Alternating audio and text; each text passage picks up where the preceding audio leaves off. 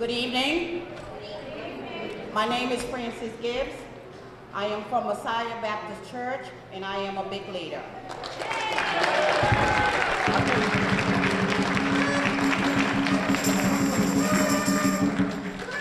We'd like to welcome everyone here tonight for coming out, and also I would like to welcome our public official. Good evening.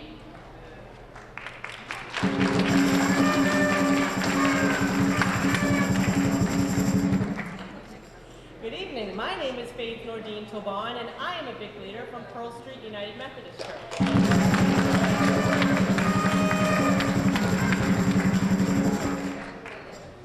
We've come here tonight to stand together to collectively share our concerns and publicly express our support for solutions because our community and families are hurting. We've come here tonight because there is a mother who is so wrought with grief and anger over the murder of her only lovely teenage daughter that she is literally walking the streets trying to find the killer. We've come here tonight because there is a family in Brockton so desperate for a stable place to live that they are living in a house that has been condemned and boarded up by the city. We've come here together for the man who's finished high school, diligently attended Massasoit, and now at 25 is still denied a good job for which he is well qualified and would faithfully perform because of a foolish mistake he made with drugs at the age of 15. This mother, this family, this young man may be standing alone, but when we come together as Brockton Interfaith community, we stand together. We stand for a safe and nurturing environment for our youth. We stand for an effective public safety system that works with the community. We stand together for stabilized neighborhoods and fair foreclosure and eviction process that considers everyone's interest, not just the financial bottom line. We stand together for giving second chances because we all need them. We've spent months listening to our community. We've spent months researching solutions. Now, tonight is the time for action. I would like to ask to the podium Reverend Mark Oliver for the opening prayer. On behalf of Trinity Baptist Church, I want to welcome all of you. Thank you for joining us here in this place. It is our privilege to be hosting Vic this evening. Before I share my reflection and our opening prayer, I do want to give you an important announcement. There are restrooms downstairs, if you didn't figure that out. We have a restroom here, and there are some downstairs. You go to the bottom of the stairs, turn right, and you'll have that taken care of. If there are any other needs that you have, please notice the individuals in the maroon shirts. There are ushers, and they can take care of your needs. BIC is a faith-based organization, and because it's faith-based, that means that we believe in a living God. We believe in a power greater than us. We believe that there is purpose and there is expectation from a living God. And there is a passage I'd like to look at this evening from the book of Joshua, chapter 1, just a couple of verses, and just to kind of set the context of this particular, these verses. After wandering in the wilderness for 40 years, the Israelites under General Joshua, under his leadership, they begin to muster the courage, they begin to develop the strategy to move out and to claim and to pursue their blessing of the promised land. Now, what's interesting, what I'd like to highlight in these few minutes, is the command that Joshua gives to the 2.5 tribes who, because their promised land assignment is on the east side of the Jordan River, in essence, they have already been given their portion of promise, their portion of the promised land. So what I'd like you to do is notice carefully what he says, because I believe what is established here in these words is a kingdom principle for everyday living.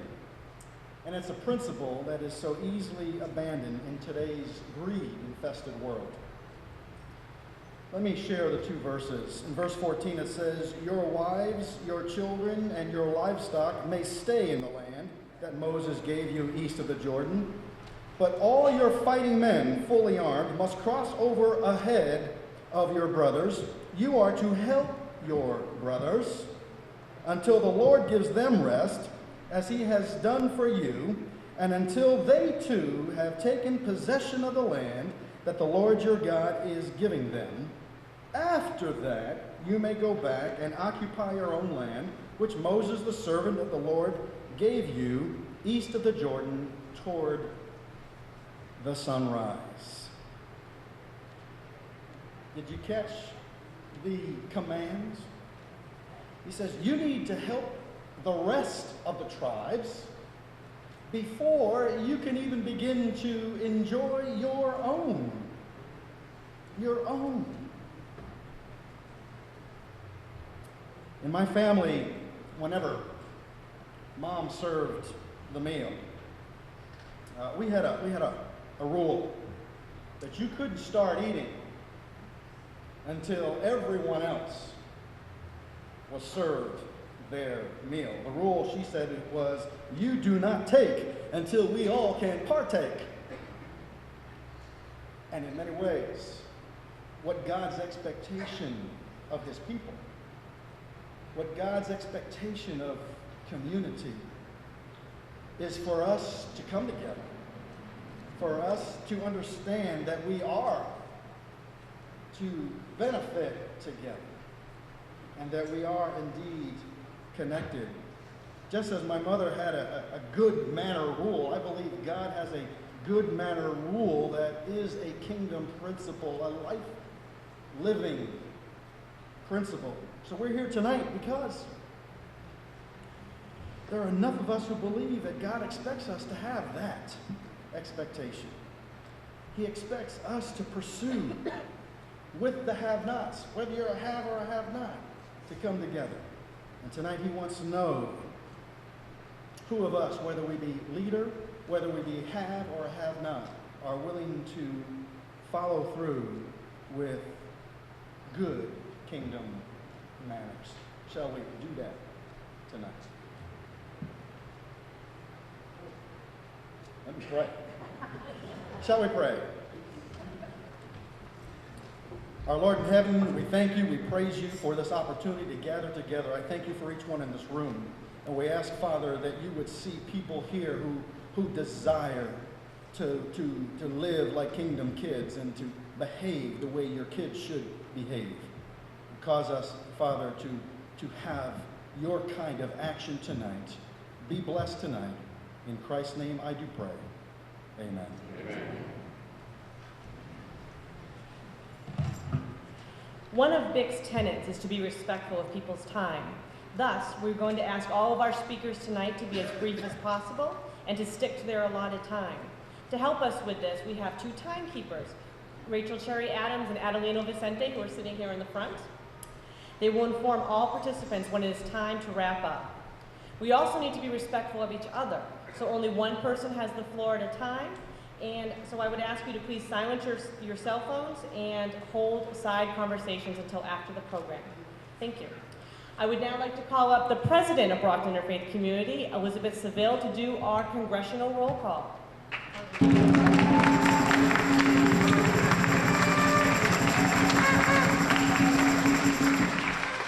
Good evening. My name is Elizabeth Seville.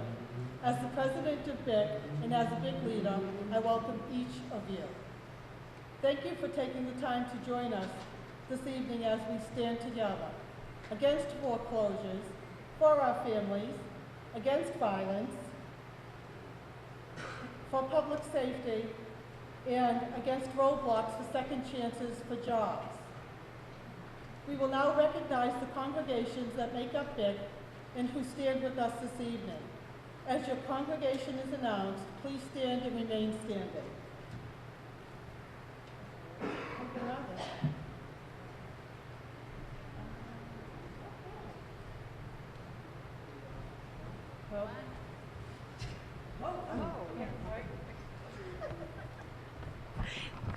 Is this on?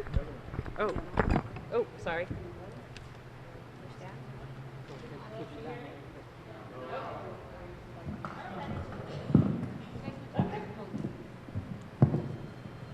Hi, I'm Carolyn Precorian from Trinity Baptist Church, and I would like to have everybody from Trinity Baptist to stand up at this time. So everybody, right now.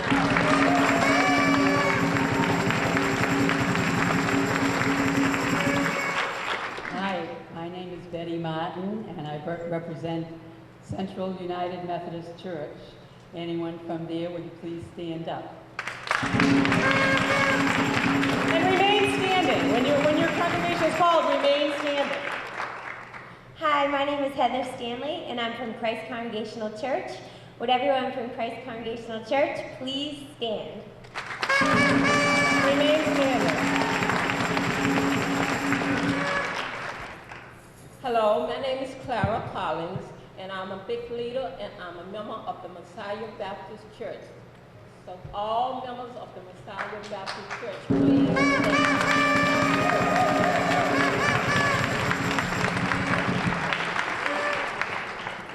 I'm Kenny Hopgood. I represent the Chapel of Our Savior. I'm a big leader. And all the members of the Chapel of Our Savior, would you stand?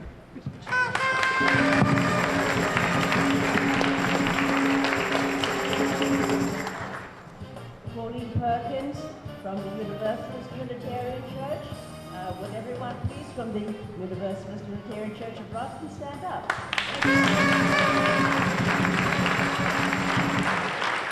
I'm Janice Schuster from Pearl Street United Methodist Church, and I'd like to have everybody from Pearl Street stand up, please.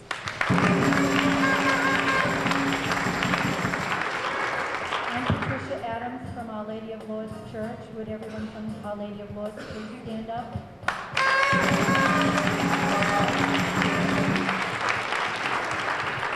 I'm Reverend Mark Simon from Haitian Church of God. I would like everyone from Haitian Church of God of Brockton to stand up.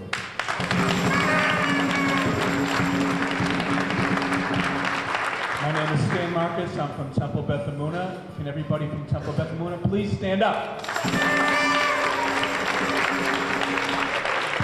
Michael Brown, Prince of Peace Lutheran Church, stand up.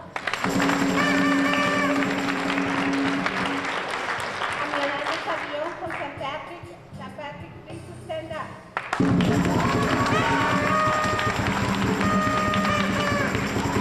Now, I ask anyone who's still sitting to please stand up and join us together, united as Brockton Interfaith.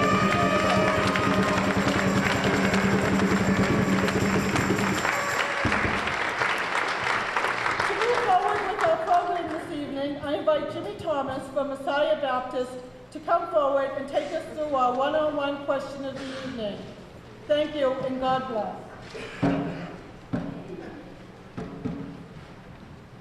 Good evening. My name is Jimmy Thomas, and I am a veteran of the Vietnam era and the Iraqi War, and I am a big leader.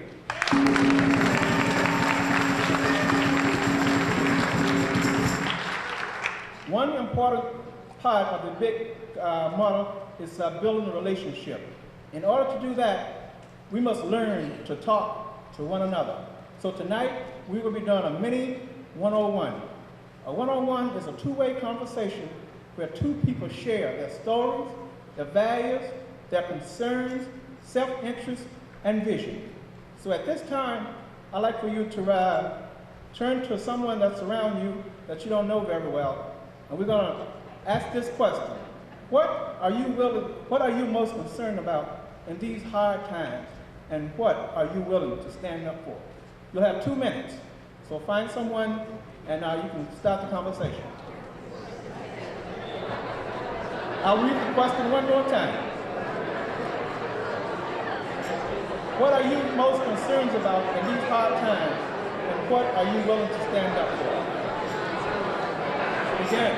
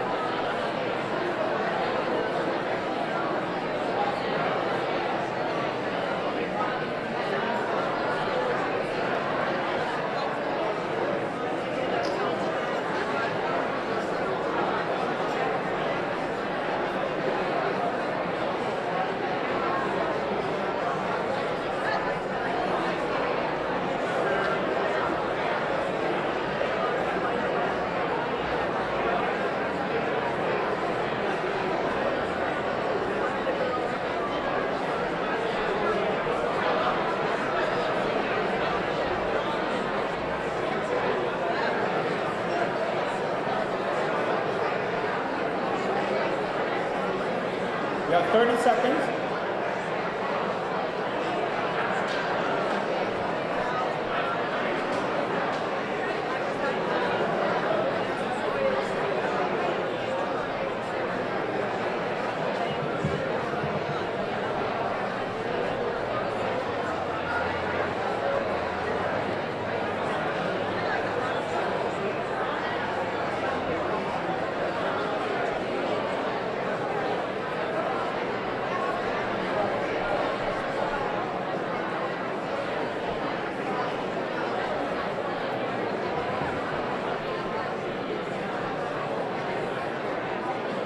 Okay, time is up. Time is up. Okay, let's come back together. Let's come together. Now, I would like for three people to sort of share with me what was your concern, but in one word. I want you to do it in one word. You may. Could you stand up? Violence. Violence. Anyone else? Housing. Housing. Anyone else? Yes. Stand up, stand up. Youth. Youth, okay. How many other people feel the same way about the youth violence, the violence? Okay, could you all stand up? Everyone that feel that way, stand up, please. Thank you very much. You may be seated. As you can see, with all these issues, we are not alone. And it is for that reason that we are here tonight, standing together for a positive change in support of our community. Thank you, and enjoy the rest of the night.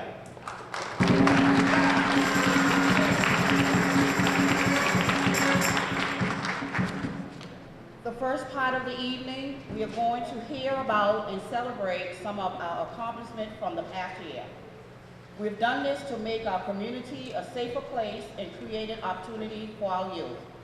We'll begin by discussing community policing, and I'd like to invite Connie Miller and Grant Kokorian to speak.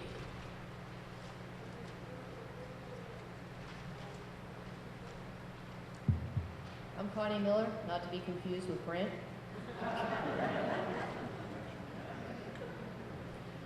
February 2007, a journey began. It began at a BIC action with BIC and MOCA members who listened to many people and saw the same old way of doing things wasn't working, and there began research. 1 year later, we stood together like we stand together today and named our journey City of Fear to City of Hope. At another BIC action where Mayor Harrington and Chief Conlon committed to implement the community policing model, locally known as CompStat. The police chief acknowledged that the plan would not have happened without BIC. The plan to move from a reactionary, centralized police system to a proactive, decentralized community police model. Data was collected and the city divided into 3 areas. A key component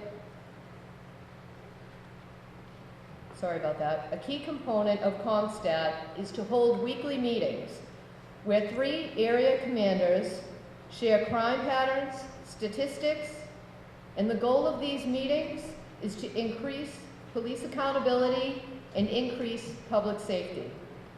Joint leadership from BIC, Mayor Harrington, and Chief Conlon made this happen. Let us also show our appreciation for those who implement the day-to-day work, our police officers.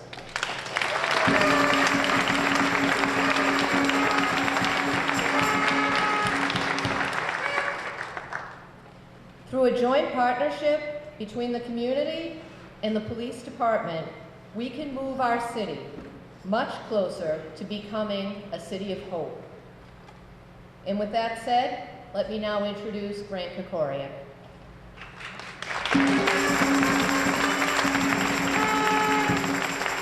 Good evening, I'm Grant Kokorian from Trinity Baptist Church, and I'm a BIC leader.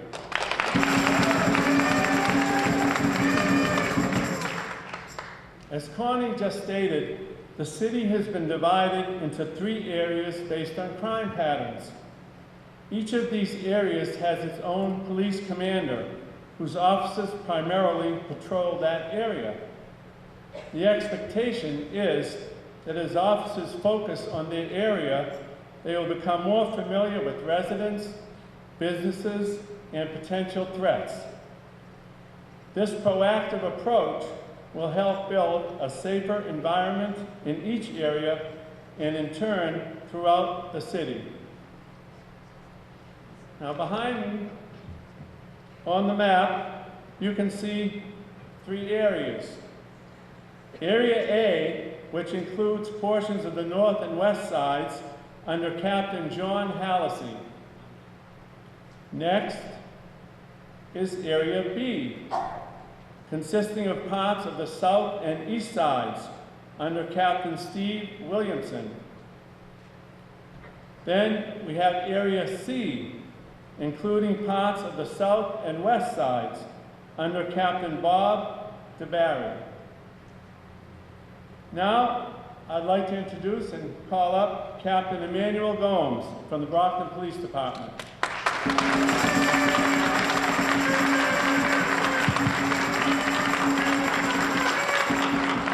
Welcome, Captain Gomes. Good evening, thank you.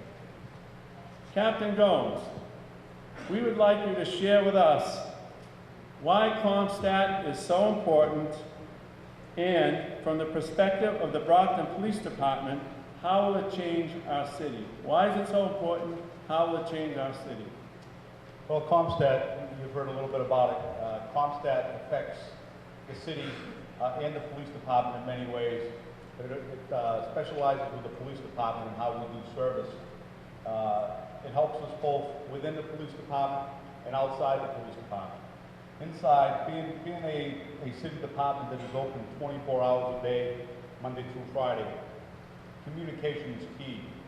This CompStat and new computer systems and better communication, we're able to pass on information from person to person, from shift to shift, from division to division. There's no longer miscommunication or miscues or delays in addressing problems. As you heard, we have weekly meetings.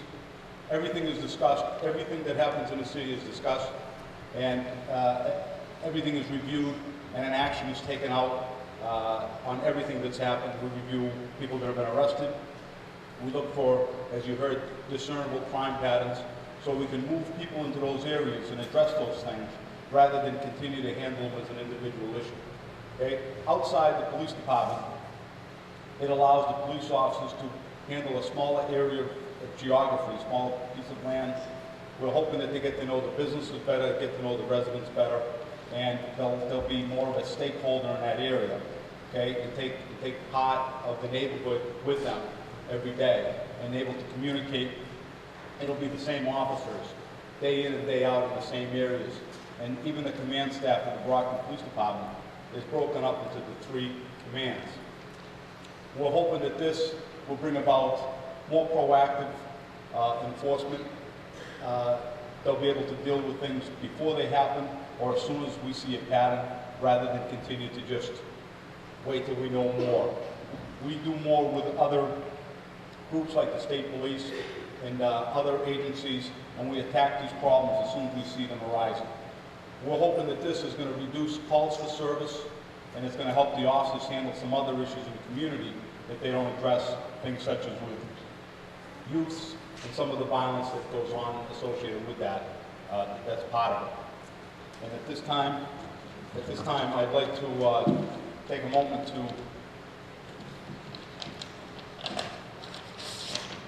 I'd like to present the Brockton Interfaith community on behalf of the police chief in the city with a letter of recognition and a certificate of appreciation for their partnership role in bringing this about.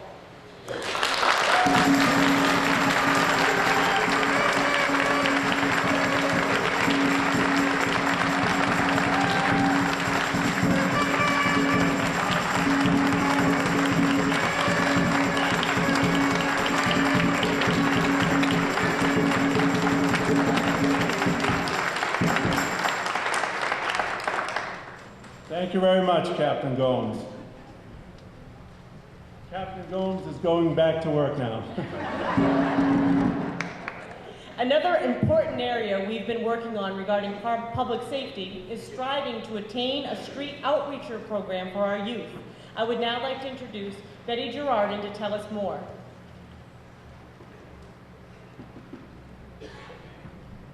Good evening. My name is Betty Girardin, and I worship at St. Patrick's Church, and I'm a big leader.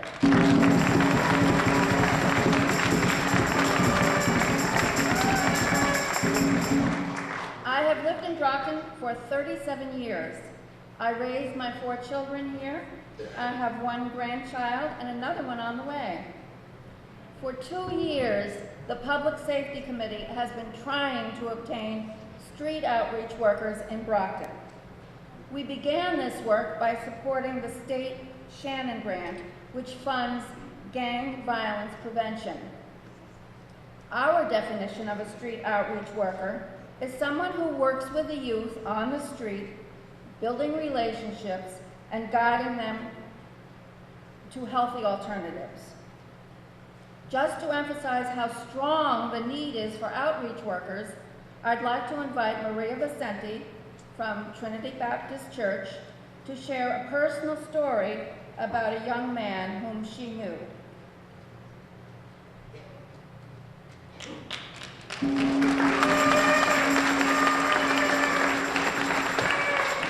Good evening. My name is Maria Vicente, and I'm a big leader from Trinity Baptist Church.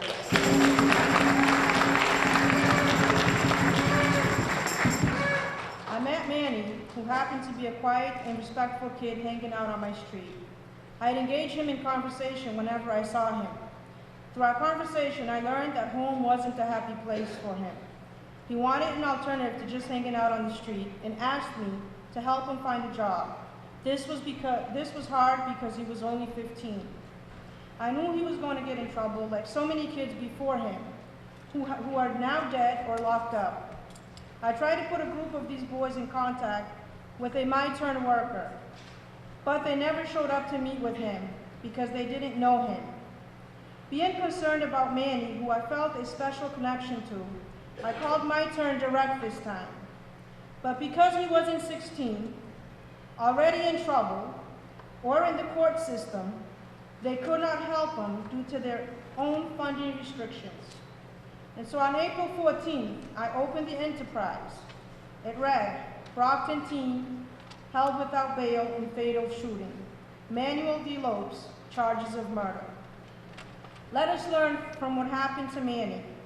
His circumstance should not be the norm, but a testimony why street outreach workers are necessary. There needs to be someone to reach out to these young people as another source of guidance before it's too late. Not only a watchful eye, but a listening ear. There needs to be a better connection between our youth and the constructive opportunities available to them. It is unfair to rely solely on the police to address young people who have strayed away from home. Street outreach workers can serve as the vital link in ensuring that their needs are addressed before it's too late. Shortly, I hope to read a different article in the Enterprise, an inspiring story about the positive effect of changes that we have made, a story about street outreach workers.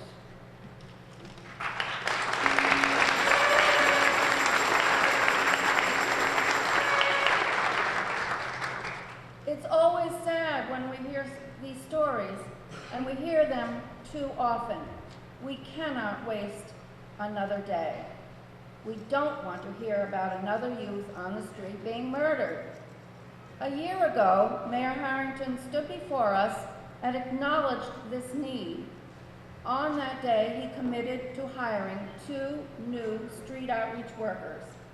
He could not be here tonight, but we have instead 2 of his key staff people, Donna Daly and Moises Rodriguez. Now, I have good news and bad news to share.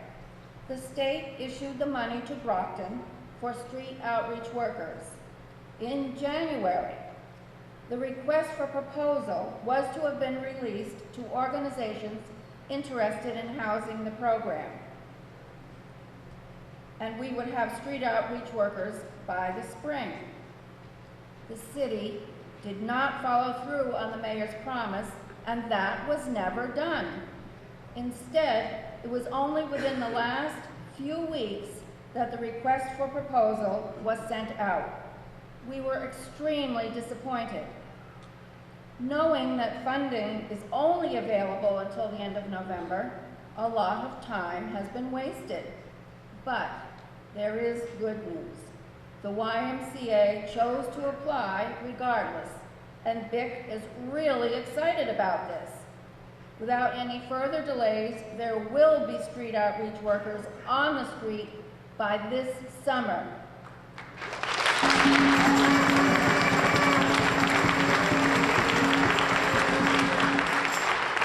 And we're going to make sure of that. Why? Because we need them. When do we need them? We need them now. Thank you.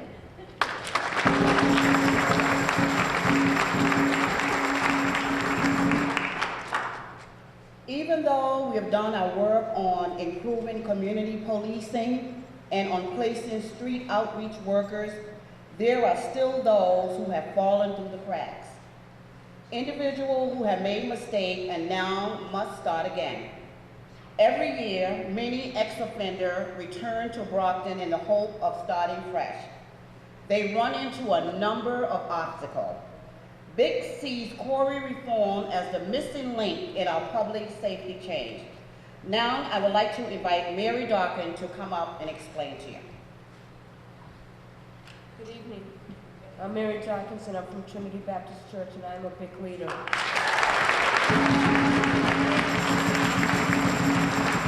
As a community, we've taken 2 big steps forward on public safety with CompStat and street outreach workers. Corey reform is our missing link. Why? Corey, a criminal offender record information, was created to help law enforcement officers, but the system has flaws and not all records are accurate. 1, they're hard to read, and 2, even if you're proven innocent, it still follows you. What happens when an ex-offender re-enters society, desperate to get back on their feet and can't find a job or a place to live? Or worse, they find one and lose it, like my son, because they've made mistakes. As individuals, we run the added risk that people may recommit crimes out of desperation. As a community, we pay over $40,000 a year for each individual that is incarcerated. As a society, we say, if you do the crime, you pay the time. As a state, we've shown, if you do the crime, you pay the time and keep right on paying. As a faith group, we want second chances and we want redemption. And don't worry, Corey does not apply to sexual offenders.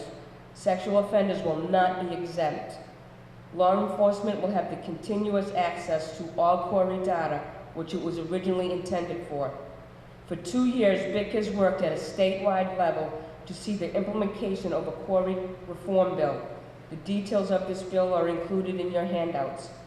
For the past 10 months, we've been working on having the City Council pass a local Corey reform ordinance.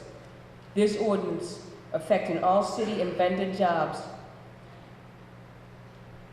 though not as powerful as the state bill, would be a tremendous step towards change and would ensure that all ex-offenders have more opportunities.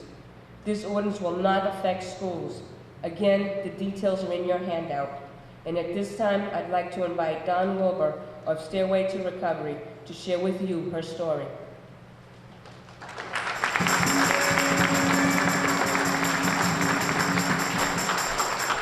Hi everyone, my name is Dawn Wilbur. I'm a 32-year-old resident of East Brockton. Like many youngsters, I made bad decisions growing up. Though I had loving parents and siblings, I was not only using, but heavily addicted to drugs by age 14. I began stealing and other criminal behaviors to support my addiction and found myself in prison. After conversations with God, I sought the treatment I so desperately needed. For the first time in my life, I felt free, even behind those cold, hard walls and barbed wire fences. A change had taken place within me, and I had a strong desire to give back and help others in similar situations.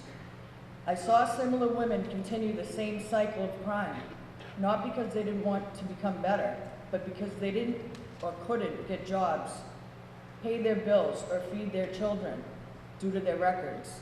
In 2003, I joined the Quarry Reform movement and participated in a study where I applied for 96 separate apartments with complete honesty about my record.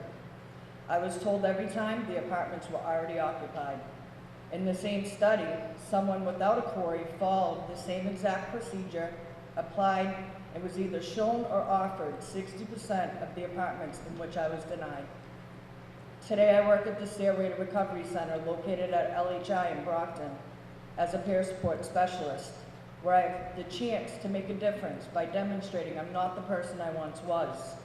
In order to obtain this position, I received a waiver from my quarry. Most people never get this chance. Well over 350 members have passed through the center's doors in the past year. 75% of those members have quarries. They have been denied jobs, housing, and even financial assistance to further their education. I understand their dilemma. I am one of these people. It's difficult enough to change one's life, and even more difficult with a quarry. It labels you with a prejudice. It prevents you from being able to be productive. This is why I'm here today. When Bick approached me, I wanted to be part of the solution again, rather than just consider the problem. It's my hope that through hearing this, more of the community will become inspired to become a part of the Quarry Reform movement and to help those like me that have a past to receive an opportunity to have a second chance at a future. Thank you.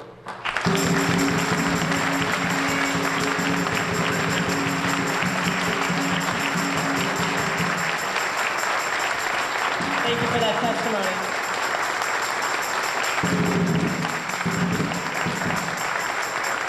It's not easy to get up here and tell these personal stories. It's something special that we're a part of it. Thank you. Okay. The foreclosure crisis affects every one of us. The 2,400 Brockton homes in some state of foreclosure is only the beginning of the story. We all need to be involved in taking action. We all need to be involved in taking action to protect our families and communities. To speak about what needs to be done and why, I would like to introduce Carol DeLore.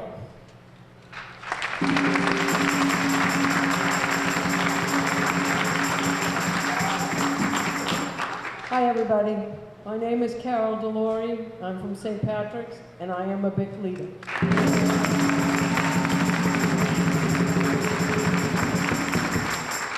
Over 3 years ago, while I was sitting at a Brockton Housing Partnership meeting, I began to hear heartbreaking stories of families whose mortgage payment had jumped an additional $500, $700, or $1,000 a month due to their adjustable rate mortgages.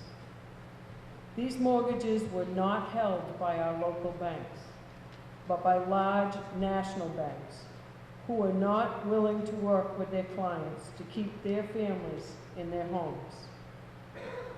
At first, it was a small number, but as time went on, the numbers grew until we now have approximately 2,400 homes in some state of foreclosure in our city.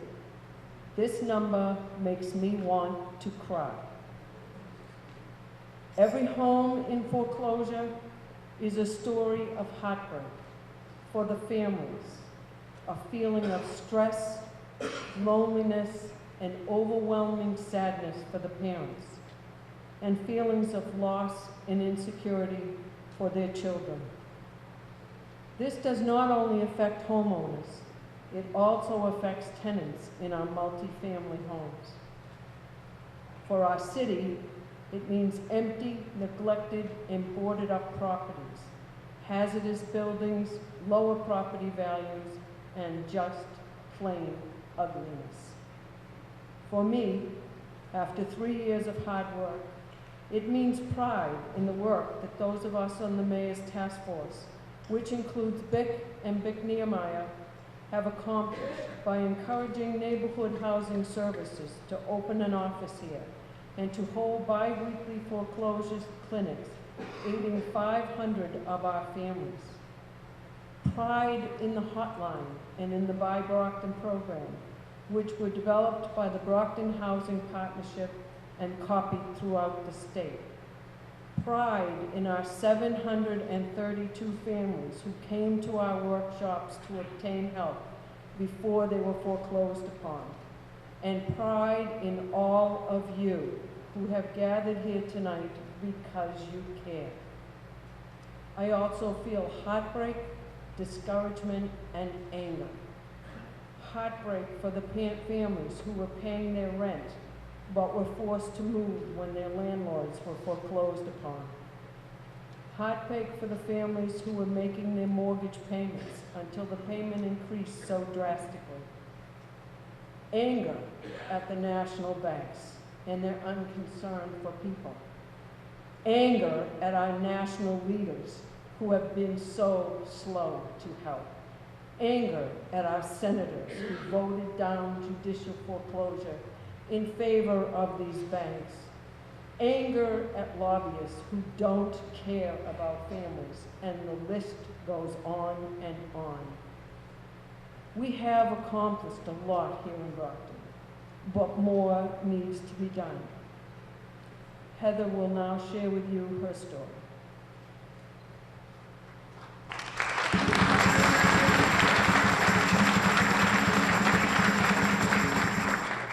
My name is Heather Stanley. I'm from the Christ Congregational Church, and I am a BIC leader in training.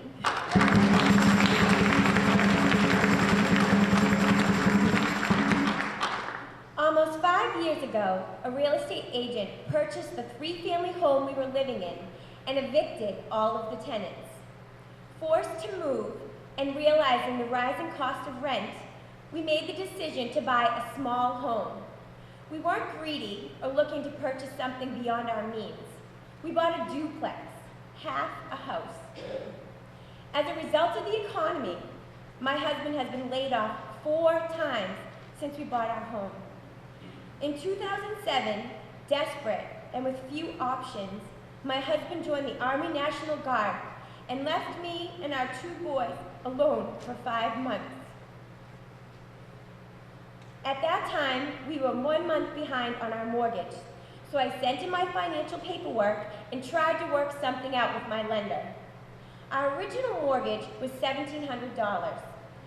Because of the ARM, it had gone up to $1,900, and at that time, they told me that all they could do for me was to split up my delinquent amount, and then my payments would be $2,200 a month. If I couldn't pay $1,700, how was I going to pay $2,200? I made sacrifices, and I did my best. On one particular month, I knew that I wasn't going to have the money on time, so I called the bank to explain this. The representative said, "No problem, Mrs. Stanley, I can help you.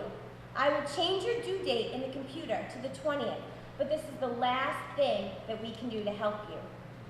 The following month, assuming my due date had been permanently changed, I sent in my payment. A few days later, I got a letter in the mail saying they rejected it, it wasn't enough, and that I had defaulted. Confused and upset, I called the bank. No one would help us or even talk to us. The amount kept going up, $5,000, $7,000, $9,000, and now we owe over $25,000, and there's absolutely no way we can pay this. All the typical things have happened to me. We got an adjustable rate mortgage from a mortgage company, and our mortgage is currently underwater. My husband is once again unemployed for the 5th time. We desperately need 6 months to breathe, get our finances in order, and work something out with our bank. All we want is to stay and to keep what little we have. My house may not seem like a lot to some people, but it's everything to me. Thank you.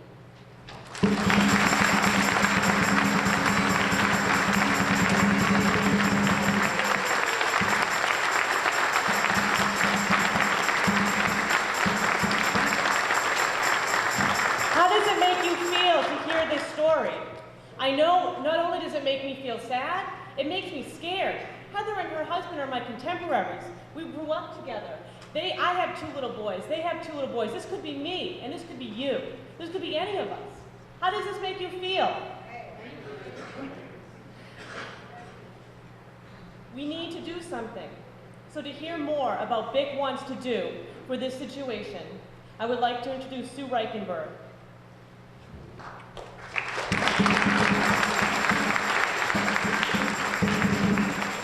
Good evening. My name is Sue Reichenberg, and I am a BIC leader, and I worship at Our Lady of Lourdes Church here in Brockton.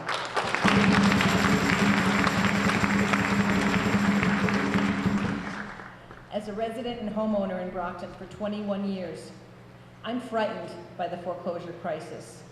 I'm frightened for families like Heather's who may lose their homes and have nowhere to go. I'm frightened for tenants who pay their rent and are evicted without reason. I'm frightened by loss of property values. I'm frightened that I'll wake up in the middle of the night to the sound of fire engines coming to put out an arson fire in a foreclosed and empty house 100 yards from my front door again. BIC is asking that the Brockton Neighborhood Stabilization Package of legislation put together by BIC be passed. We are asking that it be passed not only here in Brockton, but at the state level.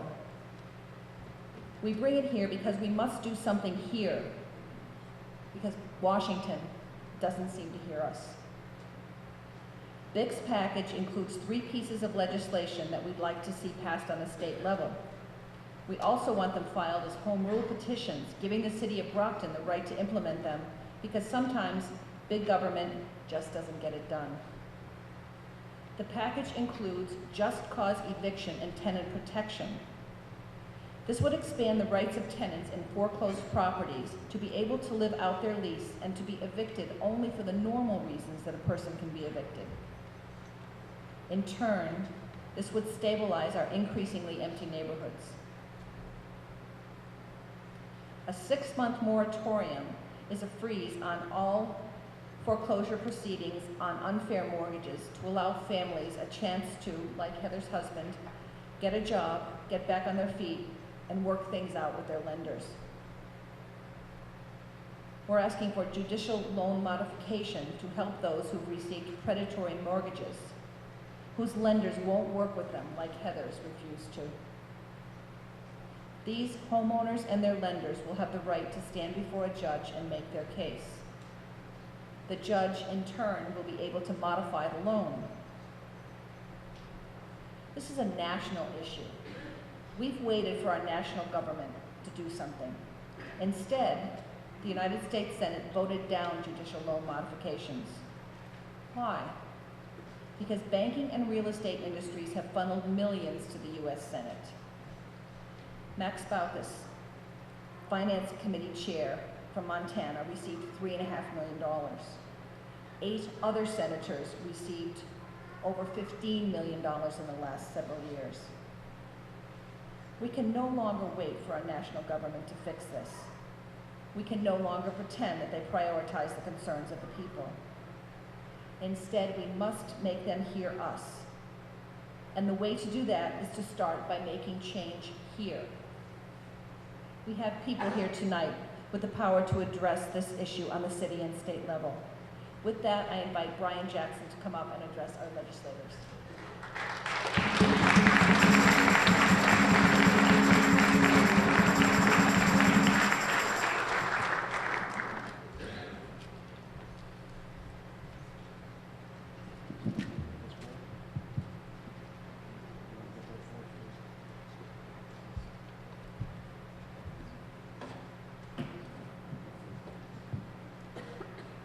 Good evening.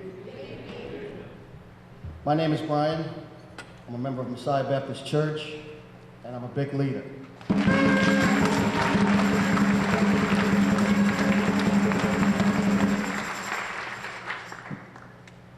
State legislators and city council members, based on what you heard this evening concerning foreclosure and CORE reform, we have a series of questions to ask each of you And after you have heard about each piece of legislation, we will ask you for either a yes or a no vote. Once we are finished with all of our questions, we will then give each of you 1 minute to explain your answer concerning Corey and foreclosure. First, we'll turn our attention to our city councilors, and we'll begin with Corey. City Councilor Linda Belzati, Todd Petty, Paul Studensky, Bick has been, and Michelle Dubois. Bick has been in contact with you for almost a year concerning the passage of a Corey reform ordinance at the local level. We understand that the passage of Corey reform at the state level would reform more of the Corey system. However, we also believe that the passage of the local ordinance is an important part of the change needed.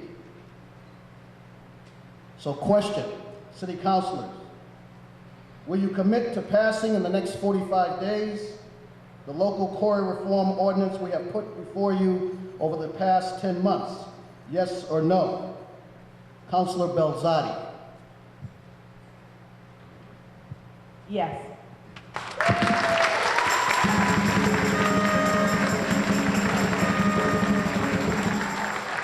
Councilor Petty. Yes.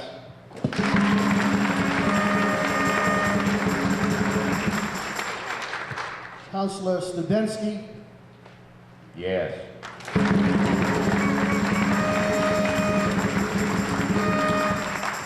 And Councilor Dubois. Yes.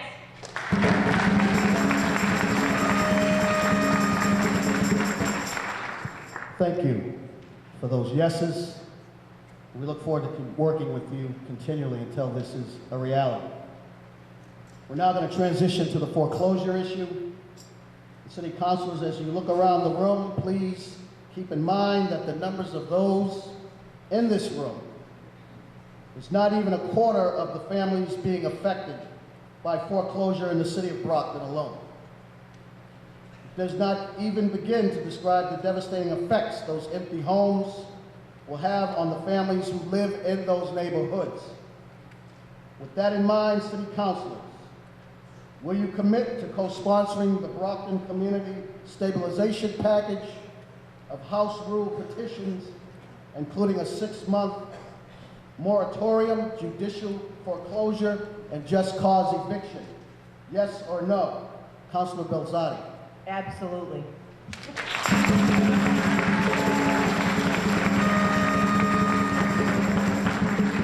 Councilor Petty. Yes.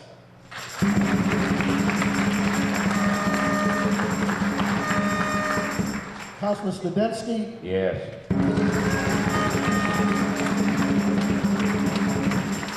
And Councilor Dubois. Yes.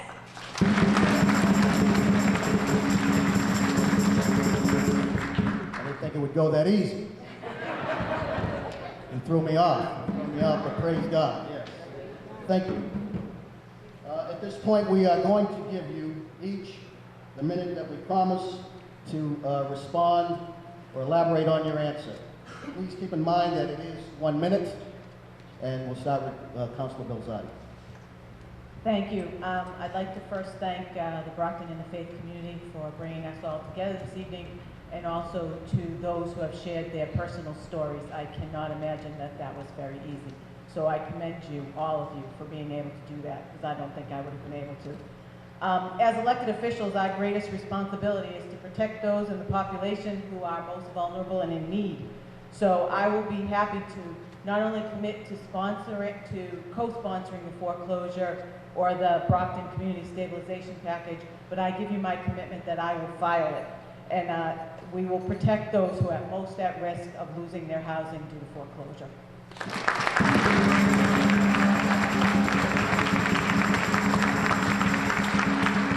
Councilor Petty. Thank you very much, Brian. Thank you to you and to Vic for holding this evening. And I support all the items that have been put before us. And I also agree with Councilor Balzotti with regard to the personal statements that have been made tonight. Very heartfelt, personal. You deserve a lot of credit for being here and letting us hear your stories. Anything that can be done to improve our city, to improve the quality of life for everyone in this room and everyone else that may be touched by anyone in this room, I support wholeheartedly and will do whatever I can to make our city a better place.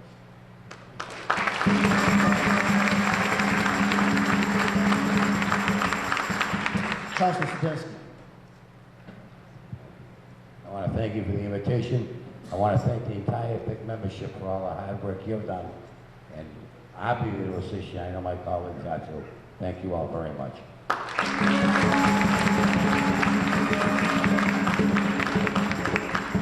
Councilor DuBois. I would just like to start out by apologizing for my tardiness. I got caught up in the MBTA power outage of the train, and it was quite a difficult ordeal to be here with you this evening, but I'm very happy to be here. I've so far supported every initiative that BIC has come up with, so I think you're doing a wonderful job, and I applaud you for your leadership in this endeavor. And I support quarry reform on a massive level. I think it's definitely needed, and representing an area that has many single-family homes and working families struggling to keep their homes. I think the foreclosure proposition that you're putting forward is one that I'm happy to support. Thank you.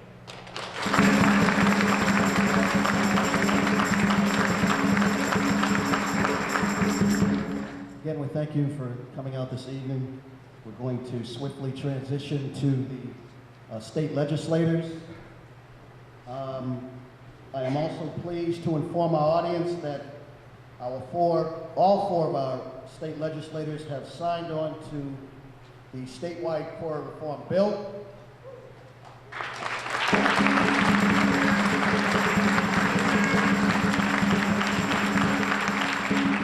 Keeping in mind that last year this same bill sat in committee until the last 5 days of session.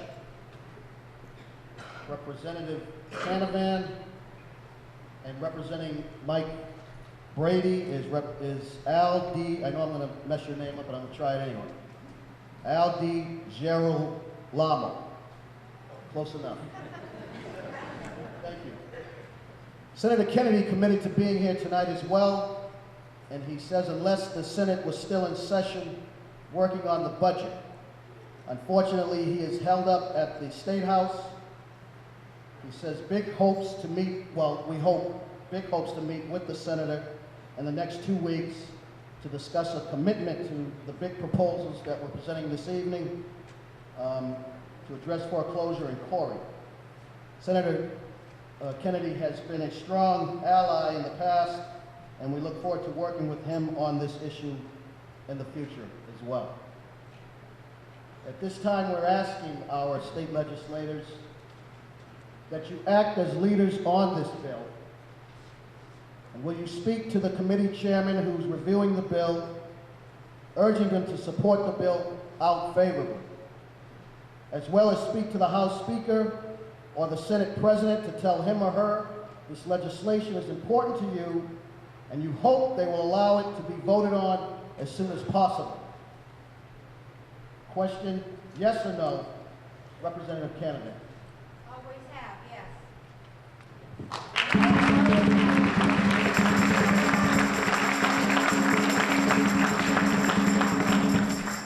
And speaking on behalf of Representative Brady, Al Girolamo.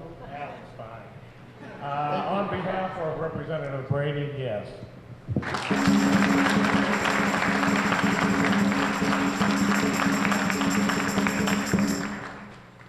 Now on to foreclosure.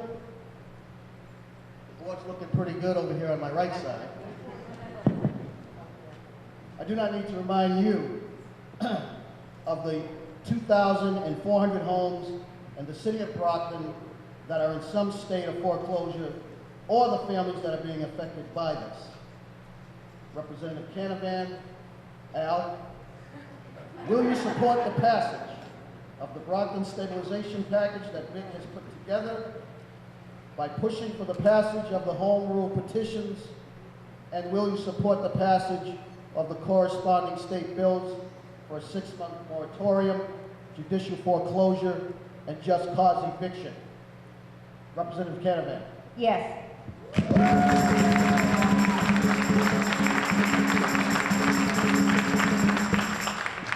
And Al. On behalf of Representative Brady, yes.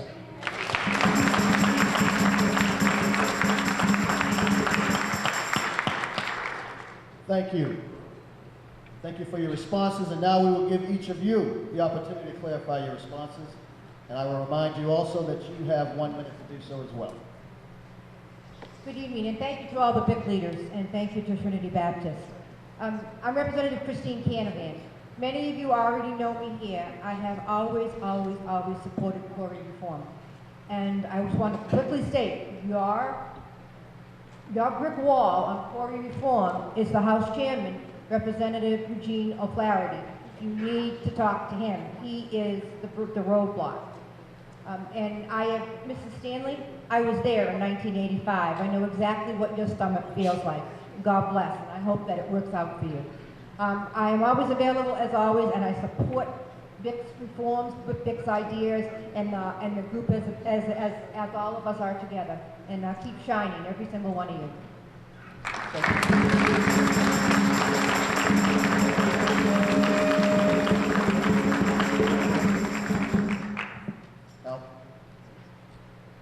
Thank you. I think you're all wondering, my name is DiGirolamo, Al DiGirolamo, and I'm from Michael Brady's office, and he wanted me to apologize that he couldn't be here himself today. He did give me a pledge to read, but I've already done that. So, in hearing some of the stories tonight, there are 3 foreclosure bills in the House.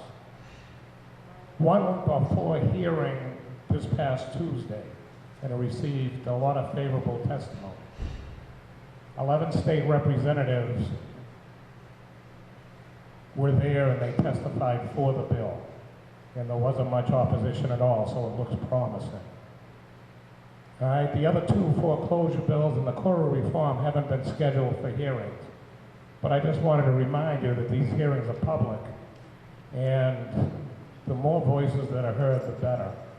And I encourage anybody that has a moving story to come forward when those bills go to hearing. And I will let the leadership know when that is once I get a schedule. And as a resident of Brockton, I just want to thank you all for your commitment to making my home a better place to live. Thank you.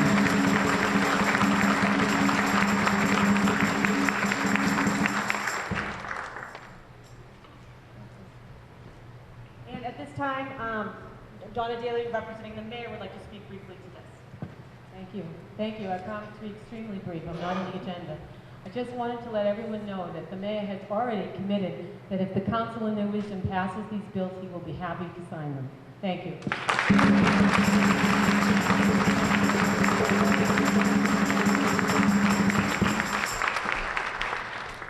Also, Representative Creedon sent a letter. He wasn't able to attend.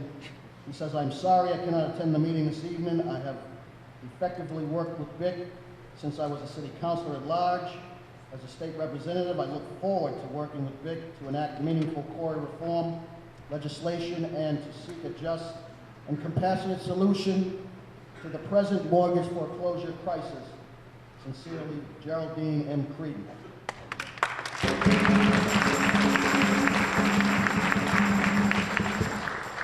Again, we want to thank all of our legislators, city councilors who came out this evening, and for their support. We also want to thank our Vanna White, Monica Ross.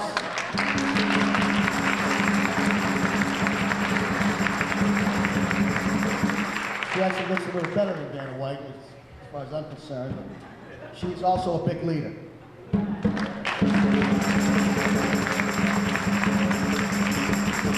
And the board on my right looks good. The board over here says that we still have a lot of work to do. These city councilors could not make it to the meeting. We're asking you to help us make this a reality by taking the yellow card in your program and where it says quarry reform and housing foreclosure. We want you to call those city councilors, their names, their address, their names and phone numbers are actually on the green card, but we want you to respond on the yellow card, okay? So again, we thank you for coming out this evening, and we're going to transition now to improving education, and Sister Gibbs will come, Francis Gibbs will come up. Brockton is called a city of champions, and in many ways we are. Our schools are well known, and the education of some of our, our schools are well known, and the education some of our students receive is great. Unfortunately, it isn't enough for all of them. Last year alone, 177 students dropped out of the Brockton High School. There are a number of reasons causing this problem, but the one that we want to discuss tonight is the lack of diversity in the teacher staff of our school. As a grandmother of children in the school system, this is particularly a concern of mine. Now, I would like to introduce Reverend Beatrice Michael Brown from the Prince of Peace Church to share her story.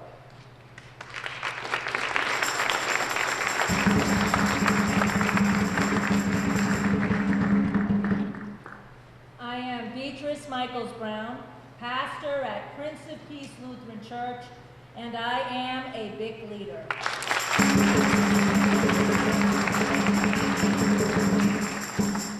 I am also the parent of 3 boys who attend the Brockton Public Schools. They are getting a great education, and their teachers are tremendous.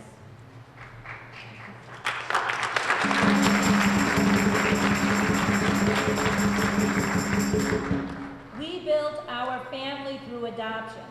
2 of our sons are African American. 1 probably had Latin birth parents. When we started out as parents, we really thought colorblind is the way to go. While living with my children, I learned better. I now know the color of a person's skin isn't just an add-on that you learn to ignore. It is a part of who they are. To try to be colorblind is to try to cut off a part of my child.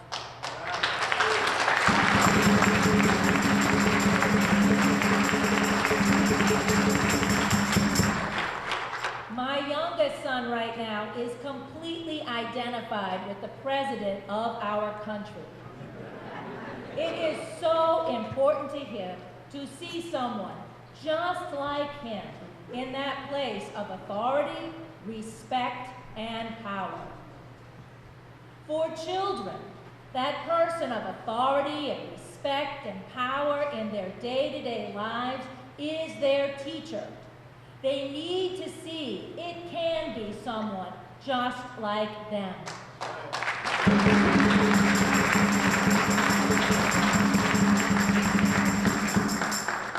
So take a look at the picture. The Brockton Public Schools are blessed to have 89 teachers who are classified as black. But with 7,583 students classified as black and only 89 black teachers to go around, it's not enough. You look up there,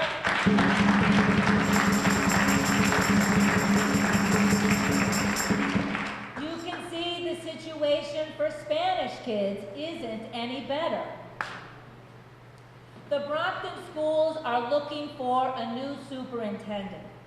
That person must have the intention and the ability to change this picture. That is why BIC is bringing up this issue now.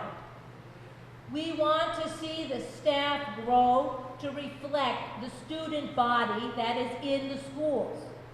We also want the schools to become communities of support, not only for the children who go there, but also for those adults who teach there, so that those who have been selected to teach here want to stay here. We are beginning our research into this issue. And if this is something that is of concern to you, see the yellow card, put your name on top. This is the box. Schools, check it off, pass it in tonight. Thank you.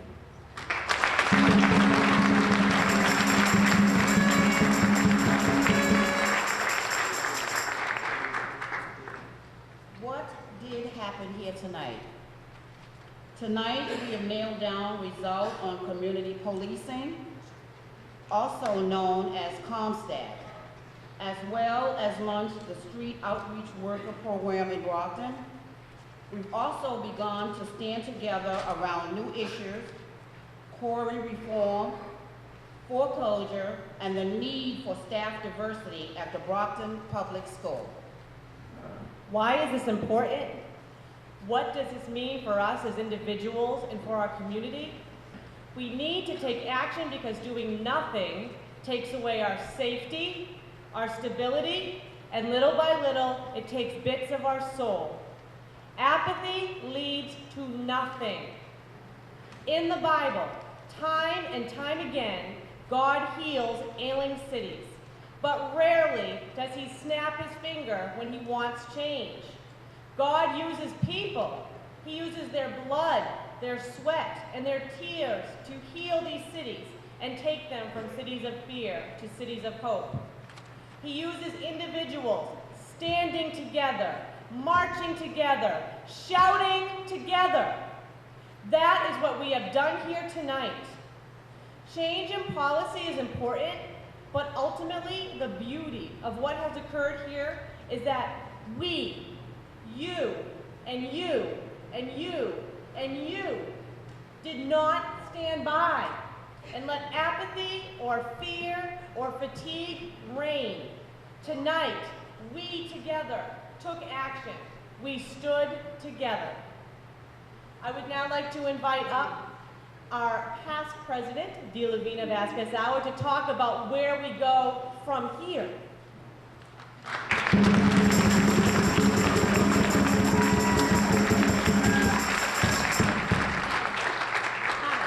My name is Dilavina Vasquez-Auer.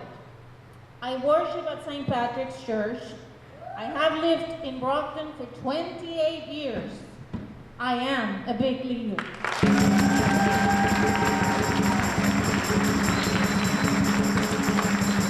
Tonight, we have taken some steps in the right direction. We stand together seeking solutions to issues that affect the lives of many of our residents, our neighbors, our families. But you know, our work is far from finished. Other city councilors need to hear from you. A list of the names is included in your program. On the green page. If you want to stand with us, you can call your city councilor. You can call your state legislators.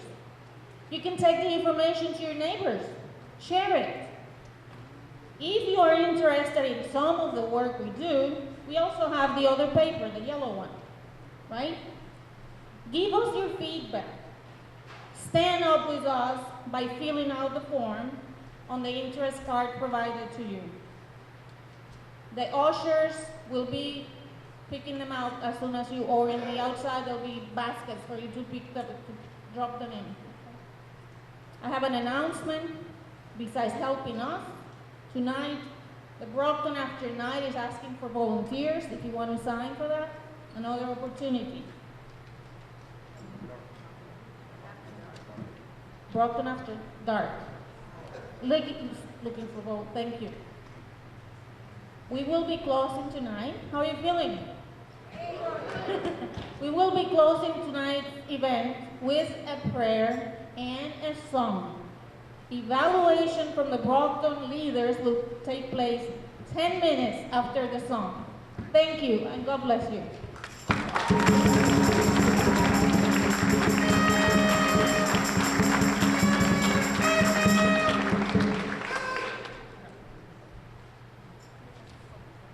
I am Sharon from the Messiah Baptist Church. And believe it or not, I'm a big leader.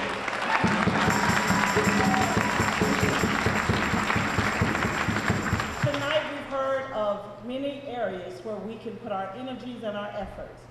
And one of the key things that we've heard tonight is that when we stand together, when we act together, when we lead together, we're leading as one, and we can become the change agent that we need in our community. So tonight on the screen, we have the words to a song that's usually sung on Fat Tuesday. But tonight we're going to sing it on Fat Thursday. And we're all going to put our energy together. I'm going to sing the first line, and I'm going to ask you to try to mimic what I'm doing. And let's put all of our energy in it. And if you need to require additional energy by standing on your feet and singing to the tops of your lungs, I invite you to do that as well.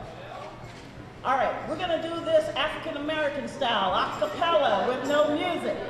But I tell you, we can make a resounding noise. This is sung to the tune of "Oh, When the Saints Go Marching In." You with me? Oh, when we stand as one. We stand as one. Oh, when we stand, we stand as one. We stand as one. Oh, we want.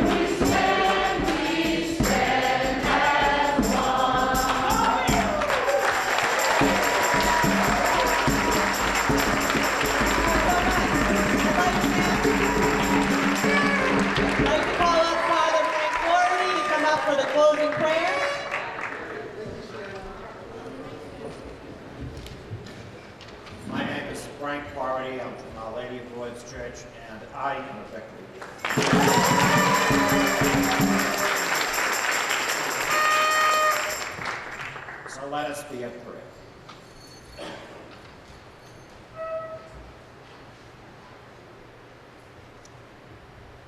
God, you have great dreams and great plans for us here in the city of Brockton. We understand that these plans and dreams will only become real when we act with you. For you want partners, not slaves and servants.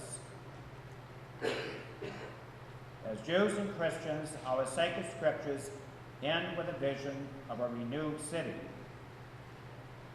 Your servant Nehemiah celebrates a new temple in a rebuilt city of Jerusalem, 70 years after your people were taken into exile and their city destroyed. In the final book of the Christian scriptures, your seer John tells us of a new Jerusalem where God will dwell. In this Jerusalem, death will be destroyed, mourning, crying out, and pain will be no more. During this year, we have worked with one another, our city officials, and with you, to create a city where public safety will be a given, where outreach to young people will support them in walking your way, where people will be secure and at peace in their homes, and where unnecessary barriers to employment are removed. We know that you are not a God of magic, but we do believe that you are a God of miracles. Help us to continue to believe more deeply in your plans for us. Support us in the faith that if we continue to partner with one another and with you, that in